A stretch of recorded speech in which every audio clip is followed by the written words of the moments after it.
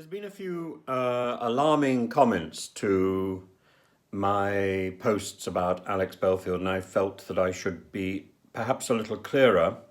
So I want to make what I think is going to end up being two videos, and I want to make it absolutely and abundantly clear where I stand. First of all, I utterly condemn the things that he's done. I have no reservation in doing that. He's been found guilty as well. I would condemn those things anyway. I think the sort of stalking that he's pursued, persuading other people to harass specific individuals, is just wrong. It's just wrong. When you look at the details and when you look at the judges summing up, it's quite clear that in most cases all Belfield has been doing is pursuing his own agendum. He's been irritated by things, and he's been obsessed. That is wrong. I don't want to give the impression at all that I condone what he's done, and I also want to make it very clear that I sympathise absolutely with all his victims. And I think we should, as a society, uphold, seek to support a judge's comments and uphold those convictions. It's a moral issue, it's a legal issue. At the same time, I think we have a moral duty to care for people who are in prison. And in this particular case, I think this is about a serious character defect rather than some strange passion that has overtaken somebody. This is about something on a very big scale.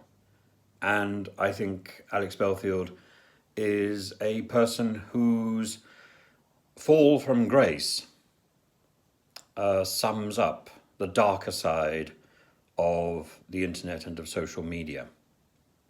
So I am extremely mindful of biblical verses like Psalm 68, Matthew 25, Mark 2:17, but particularly Isaiah 61, that we want to seek for the release from darkness of prisoners, all prisoners, no matter what they've done. We want openness and an admission of guilt, a recognition of what they've done, but kindness.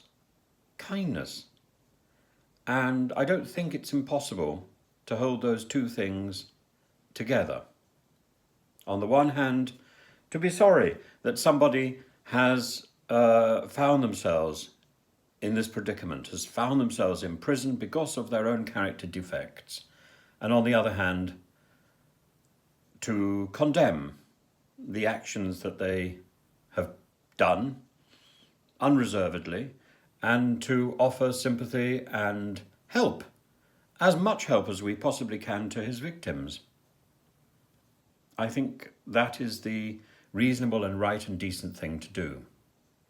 Now, I've looked at the pronouncement by the Honourable Justice Pushpinder Singh QC. I have a feeling that we've actually met. I think he went to Oxford, and I have a feeling that we've met. So but it's not just that.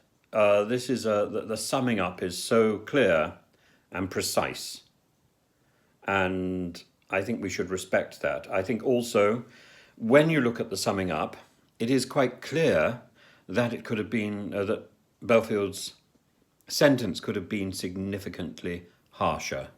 So the idea that his supporters are writing about that this is a very harsh sentence given what he did was foul. And As I say, I'm going to try and put this into 2 videos so that it will be a little clearer.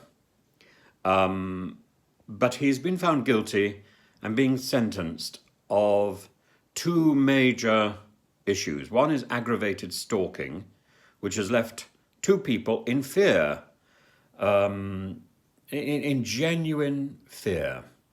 One is Ben Hewis and the other one is Bernard Spedding, whose professional name is Bernie Keith of Radio Northampton, BBC Radio Northampton. And the other is the lesser charge is of stalking Jeremy Vine and Dehaney.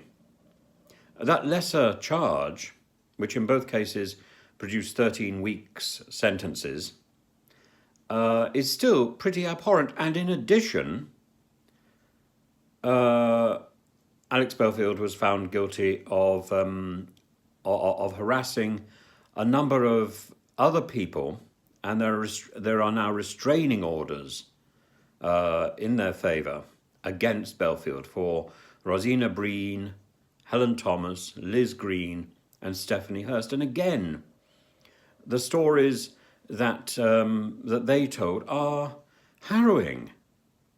The judge says that these people are people who did not respond to Belfield's emails. They didn't engage with him in any way. In short, they did nothing in response to the barrage of communications, yet he continued to target and harass them over long periods of time. Belfield effectively harassed people through their careers. He made false allegations to senior personnel in the BBC and elsewhere that these people had bullied him, or at least 3 of these people had bullied him. This is just heinous and wrong. And I'll go through the general sentencing in a second video.